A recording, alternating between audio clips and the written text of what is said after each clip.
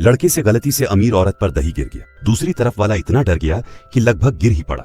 लड़के ने ये देखा तो जल्दी से उसे संभाल लिया, लेकिन गलती से अमीर औरत को किस कर बैठा। उसी वक्त दूसरी मिस सू वहां आ गई।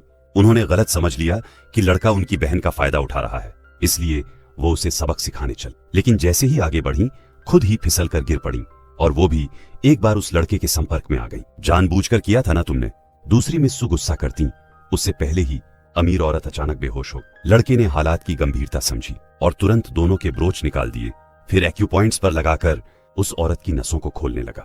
वो रुक गया और बोला कि नसों का ब्लॉकेज हट चुका है, लेकिन पूरी तरह ठीक होने के लिए खास इलाज चाहिए। जल्दी में होने के कारण वो चला गया और कहा कि जरूरत हो तो जाओ, परिवार में मिल लेना। लड़का जैसे ही गया अमीर औरत सच में होश में आ गई। इसके बाद लड़का जाओ परिवार पहुंचा ताकि अपने गुरु द्वारा तय की गई शादी का वादा पूरा कर सके। लेकिन जाओ परिवार की बूढ़ी मालकिन को पता चला कि लड़के का गुरु अब इस दुनिया में नहीं है, तो उन्होंने तुरंत मुकरते हुए रिश्ता तोड़ दिया और पुराना वादा पूरी तरह भुला दी। उन्होंने 1 मिलियन का चेक निकालकर लड़के को टालने की कोशिश की। लड़के ने देखा कि झाओ परिवार इतना एहसान फरामोश है, तो उसने पूछा, तुम्हें किसी सजा का डर नहीं?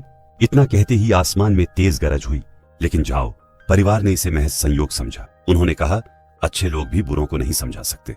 लड़के ने उनकी जिद देखी और समझ गया कि अब कोई फायदा नहीं। ये शादी का वादा उसके गुरु ने किया था झाओ परिवार की पोती से, लेकिन अब वो 2 बार चेतावनी देकर जाने लगा। तभी अमीर औरत वहां आ गई। उसने लड़के की बेहतरीन मेडिकल स्किल देखी थी, तो उसने उसे अस्पताल चलने को कहा ताकि उसके दादा को बचाया जा सके। लड़का अस्पताल पहुंचा और एक नजर में समझ गया कि बूढ़े के शरीर में जहर अंदर तक फैल चुका है। उसने कहा, जहर को जहर से ही काटना पड़ेगा। फिर उसने नौकरानी से पानी मंगवाया और जहरीली जड़ी बूटियां उसमें डाल दी। लेकिन फिर उसने जूते उतारे और आराम से उसी पानी में पैर डाल। ये देखकर अमीर औरत को लगा कि शायद इलाज से पहले सफाई का ध्यान रख रहा है, लेकिन अगले ही पल लड़के ने कहा, तैयार है, ये पानी अपने दादा को पिला दो। सब लोग दंग रह गए। अमीर औरत को लगा वो मजाक कर रहा है, लेकिन लड़का गंभीर होकर बोला, मैं हर किसी का इलाज नहीं करता। आज यहाँ आया हूँ तो सिर्फ तुम्हारे लिए। मानना है या नहीं ये तुम्हारी मर्जी है।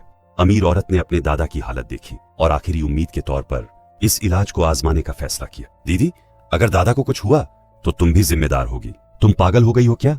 जानती हो वो झूठा है, फिर भी उस पर भरोसा कर रही हो। तभी दादा उठकर बोला, मुझे क्या हो गया है?